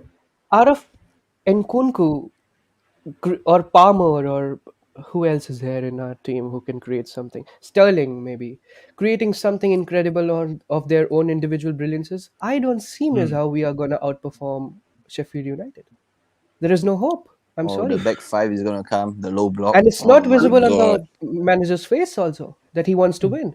He's The gone. back five, low block, compact defending. There won't be space in between. There'll be spams of crosses. We There will be don't have overlapping someone to centre attack. halves. So I can picture how this is going to go. They're going to look for a counter. They're going to look for set pieces. And You can see the story, miss. yeah, like I've already pictured it. Because I've seen it. I've seen this story. So It screams like the Nottingham Forest loss, right? yeah. This is why Nkunku must play. I don't expect him to just come and start. Like he'll have to come off the The only bench. thing Chris Wilder can be dumb enough is to come with us and give us space. That's it. If Chris Wilder has done his homework on Chelsea, he will give us zero space here. He will Even if not he try gives and us space, entertain. we won't No, score. but that's the thing, miss. A lot of these managers are starting to disrespect us. Even Sean Dyche. Yeah. He started pressing Chelsea, man. In the past, it was always he just goes back to his back five, back four, and sit back and protect. That's it. And not just disrespect in the field, they're disrespecting us in the media. Like Eric The Ten fear Hag saying, factor is gone. Chelsea don't like to defend. Sean Dyche is saying you can have all the possession. We find solutions to win. Jurgen Klopp is laughing at us. Laughing at us. He's saying, look at Lavia and Caicedo. He didn't say the players, but we know who you're talking about, Jurgen Klopp. We're not stupid. So, yeah, there is no respect. There is no respect. Shervin, we need to win this, brother. We need to win this. Means We need to you win know that, yesterday, we know that, we the need to win players know today, this. tomorrow, last week, next week. That's the words of the man we brought in as manager, and ever since he's done everything but that. So he needs to start putting some wins on the board. We need to get some wins, and more important than this game, in my opinion, is the Newcastle game. That should be treated like a cup final. Because that's now our only path to Europe is either win the Carabao Cup or win the FA Cup. There's no way we're finishing top six the way our team is going. You know what, Miss Sherwin, Tiger? You know what? Yeah. I'm not gonna watch Chelsea play. I'm gonna watch Brentford play because I'm looking forward towards Thomas Frank, the guy who's rumored to replace Pochettino. Man is looking forward to the next manager. Oh boy. Yeah, but Miss, here is a question to all the panels and all the chat. If Pochettino loses tomorrow, or even if we scrape a 0-1 scrapey win, and we are gonna lose Newcastle. I cannot see us winning Newcastle. I mean, Yeah, I'm not confident. If you see which tactics he's playing, if you see how our players are not motivated at all, of how Jackson is missing all the chances, how Nkunku is, a lot of expectations on Nkunku. I'm just asking, are you gonna sack Potter? Because, okay, Pochettino. Oh, the man's still It on does Potter. feel like He's the same still- manager, doesn't he? It's the same manager. It is. Oh, you know what people call him That here? this guy's They call made- him Mauricio Pochettino. Yeah, he is. I mean, now it's demotivating day by day. If we lose tomorrow, I will lose all hopes of any comeback. It's done for me. Sorry. How I'm would you Poch think out that always. Nkunku's feeling? Constantly It's seeing good, but he's headlines not about starting him. the game. Jackson will miss 10 big chances, and in second half, when Nkunku will give, we will not create big chances. But It's done. isn't Game this is gone. unnecessary pressure on him, which Pochettino has 100%. put on? So if I'm Exactly. Nkunku, I'm getting annoyed with him as well, right? Oh, 100%. Yeah, I mean, okay, fine. I like the attention. I like how everyone is anticipating my debut. I get that, but if I'm not up to speed, Means we can have prime Eric Cantona, and he still will flop in this squad. Probably, man. And look, it's so much to expect from Nkunku in his first game. Like, you can understand if he's building up. Oh my to it, god! like, You know what I what mean? I feel so scared of before now. And Kuku just came back from an injury. We are going against Sheffield United. Those guys the are worst gonna one. take him out. Oh Yeah. my god! I can see him That's getting what I'm injured worried about. inside. Honestly, that's what I'm Ah. worried about as well. Like, I And then hope Touch. Pochettino will get another few more weeks of excuses of Nkunku's not back yet. Yeah, a Touch And wood. after so He much doesn't get injured. rehabilitation, he's not starting. He's in the squad. No. There's no No, chance. no. Even I mean- if when he comes on, he's I probably mean- going to get taken out. Yeah, I mean, if you bring in Nkunku at 60, 70th minute, I mean, what are we doing? There's no way. There's no way training ground? Pochettino's bringing him on 60, 70 minutes. He's gonna bring him on at 80 minutes. Yeah, I Yeah. wouldn't give him that much time, especially against Sheffield United as well. Like, No, Pochettino just doesn't make early subs. Then we that's are the other thing. That's the other thing. He on doesn't make Jackson early to score. subs. And, well, I mean, All We I'm just need gonna to get lucky say, and get a pen. That's our best chance. that's the only Yes. thing. That's it. yes. Do you know what? I'd probably go what Valance said. Might go with that false nine, like play Cole Palmer through the middle. But Pochettino is very Um, stubborn, miss. Yeah, doesn't he's change stubborn. tactics. He's stubborn. It would be He's a 4 stubborn. 2 3 1. All Who I'm will gonna play say, left back? Lever Ian Colwell. Mas- Lever Oh, my Colwell play days. left back. He Oh, loves my Lever days. Colwell as left back. Oh my days. Right back Levi could be a Colwill, toss up We have between Malo Desossi Gusto's and gonna Malo come Gusto. back. Ah, God. No, but I think Shervin's onto something. Maybe it could Yeah, be I don't think he's Desossi. gonna start him. He's just come back from injury. Then we won't have any overlapping fullbacks. Then how are we going to break down a back five? we are you going know, to break down a back five, man, miss. Yeah, it's gonna be mad. It's actually gonna be mad. All I'm gonna say is, if we don't win this, We are not winning this. I'm gonna lose my mind. I really will lose my because Miss, if Same we as we draw will be this, in a you relegation battle. should lose We your will be in mind. a relegation battle. If we draw this, I will lose my mind. Like, do you understand what I'm saying, guys? Like, if we don't win this, we will be in a relegation battle. Like, There's no other game easier than Sheffield United at home. Like And what they just- where else can you go from there? But it's like how many sides that give us a low block challenge have we scored against in this Zero. season? We Fair, couldn't I guess. score against Nottingham Forest, so Steve Cooper is about Yep. to get sacked as well. Brentford, Oh we my couldn't God. score. We did score against Burnley. Bournemouth as well, we didn't score. Nah, Burnley we did. Burnley we did. Burnley we did Alright. 4-1, I guess. no? Yeah, we did score But against Burnley Burnley. is what I'm don't. saying. But But that's Burnley Bournemouth. don't sit back and Burnley's not Burnley under very- Vincent yeah, Company, yeah. they play football. That's Yeah. true. Yeah, Play that's true. That's true. What about Bournemouth? Bournemouth, we couldn't do our job against them. No. West Luton, Ham, I we guess? lost. Yes. Luton, yeah. Tomorrow is a real But they're not really testament sit of back. tactics. Nah, they're bad. Yeah. If it's my view. If Poch cannot beat the team Sheffield United, which sits at 20th position in the table, plays a low block, he cannot beat any team above that, and it's done for me. Sheffield did like 20th. 26 goals or It's something. Sheffield 20th. Yes, I guess it's 20th. You can see by the press conference, even he himself don't believe he can beat them. Bro, we have to beat the 20th. I think Sheffield team. is 20th. We have Yes, to beat the it is. 20th team. They've just This won is 2 the games, bottom of if I'm the not wrong. pit. But we are Charity have- FC. But you know This they're is going to bring the Charity game to FC, us. man. You know they're Yeah. bringing the game to us because they want to survive. Their goal difference is negative 29. Oh my Oh days. my days. If we don't score against these guys, I mean, who are we gonna score against? The only silver lining is probably Sterling and Cole Palmer, if I'm being real. Yeah, Do you know what? yeah. Tomorrow, guys, we are going to find the truth about we're going to find the truth about a lot of the players. Miss, what do you mean tomorrow? Exactly. We have Also been about seeing it Poch. for the past 1.5 years, man. I'm trying to pretend I haven't seen anything. We have been seeing it. It's not tomorrow, man. We have seen I'm it. pretending We I will don't remember still see it.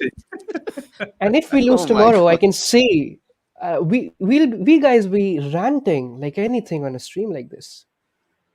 By the way, Keep it ladies and up. gentlemen, straight after the match, yeah, members We call. will be there. We will be there. We will More be than you there. can We'll be believe. there. More than you can man. believe. Don't I go. will come back for the Brentford game as well, miss. I'll give my updates. How good Thomas Frank give me is. Thomas Frank update for the Brentford. Yeah. Give me the review of that Predictions, guys. Miss, what's your prediction for tomorrow? Watch get sacked under the tunnel. I think it's gonna be a 0-0. You know. Oh my days, 0-0. Does Is look it like they're Liverpool? You think Sheffield can't score through a set piece, miss? Let's not forget. We have Robert Sanchez, man. Balance convinced me. 1-0 Sheffield. We literally have a new goalkeeper that's starting the game. He himself is going to be nervous. We're not talking about that. Petrovic, yes. And he Look, conceded, right? Petrovic conceded. My heart says 1-0 Chelsea, but I'm scared. Who's the goal scorer, miss? Who's the goal scorer? Own goal.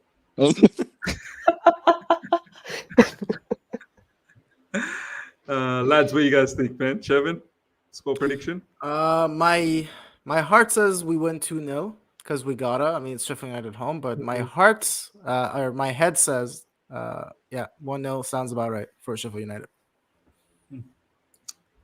Tiger? I can't predict my club's loss. Yeah. Come on. No. If You know, even if we you are predicted shit, we are this still your Chelsea, club's right? losses. You're Right, making Tiger, a lot of money. what don't you predict whether or not you get a red card or not? Valen, Also, I'm your not. mic is I'm not. playing up. Yeah. Also, your your mic is acting like Nicholas Jackson in front of goal. I mean, anyways. Sounds like it's on a Humbling, hostage negotiation. Humbling all over. It's like, can you let the If hostages go, Nicholas, please?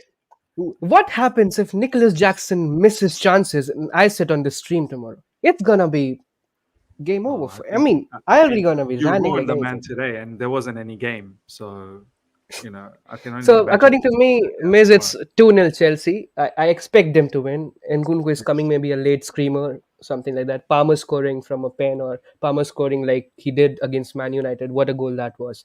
So I guess those kind of goals, 2-0. Raheem Sterling created chances. But I personally feel if we lose, I will lose it for Poch. I can't support that guy. This is the last match I'm supporting and backing my manager. This is the last match. That's it. It's mad. And Valen, score prediction, brother? Not for the Brentford game. I know that's where you're going to watch. I was going to tell you, and Buemo going to get a brace, but He's injured. Everyone was injured. Oh, okay. Yeah, I know because I had him on fantasy. Yeah, I had him on fantasy. I had to get rid of him. I was going to say, wow, Shervin, he's following Brentford already. Nah. 1-0 Sheffield United. Wow. Oh my God, I feel sick already. It's going to be a set piece. Chris Wilder slapped us before, He slapped us before. If anything, it's at the bridge, miss. But I can foresee it. Once we concede the goals, once the fans will immediately just die down. Yeah. And that's it. We won't get back up. And then Pochettino will be standing there trying to argue the referee and get himself another yellow card. And then we can come back to the next press conference saying, oh, Chilwell's out. Oh, Robert Sanchez is out. Oh, Cucurella's out. Injury excuses, Oh, yes. I think Pochettino should get out as well. He should if he's not beating Sheffield United. It's clear as day. If anyone doesn't agree to it, he's being clearly deluded. Yeah. I mean, how can you not beat Sheffield United and still be a manager of top tier? Okay, now we are not top tier. But All right, man. Well, I mean, I don't know. 20th in the league. You got to beat them. Anyways, ladies and gentlemen, we'll wrap things up. It's been, once again, a fantastic live stream with members calling. It's been brilliant. This is what you're going to expect moving forward. We've got the match preview coming up later today. You see, I love when I see this, rich money makers, so negative, guys. I mean, come on. Do you blame us There's under the Pochettino's friend. We'll see. Yeah, We'll like see Pochettino's friend, miss. Pochettino's friend. No, miss. There's a Brentford fan. It's a Brentford fan. It's a Brentford fan. Like, it's so difficult to be positive in this situation, man. Like, don't blame us, rich moneymaker, man. Like, don't. By the way, rich moneymakers. Like, you related to Todd Bowley and Iqbali by any chance? I'm just putting it out there. But anyway, look, match preview coming up later after the Spurs game. We'll put that out. And then the watch along, obviously, guys. Be there for the watch along. And after the watch along, 100%. post match, we will do a members call in, win, lose or draw, whatever the case is. We'll get you guys involved and make sure you guys participate. Until next time, everyone, take care. Smash the like button, subscribe. Big up the Chelsea. See ya, guys. Chelsea. Bye. Hopefully we don't lose.